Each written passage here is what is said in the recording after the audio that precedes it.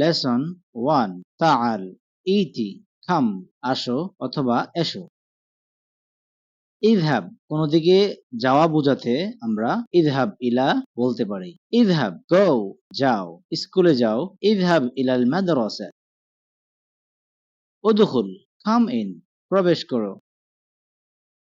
উখরুজ get out বের হও। কুম কুমি ছেলেদের ক্ষেত্রে আমরা কুম বলবো এবং মেয়েদের ক্ষেত্রে কুমি বলতে পারি। স্ট্যান্ড আপ দাঁড়াও। ইজলিস সিট ডাউন বসো।